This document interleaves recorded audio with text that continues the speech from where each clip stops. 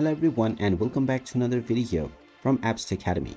In this video, I'm going to show you how to increase your smile within your photo on Snapseed. So let's get started right away. First of all, open up the Snapseed application on your device.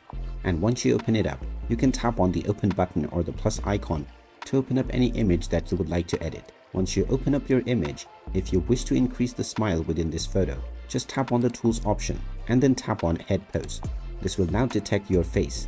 And now tap on the settings option at the bottom and you will now see the smile section. Go ahead and tap on it, and now you can use the slider at the top and slide it to the right in order to increase, or move it to the left in order to decrease your smile. After applying your desired smile level, tap on the tick mark at the bottom right corner, and now your change will be applied to your image right away.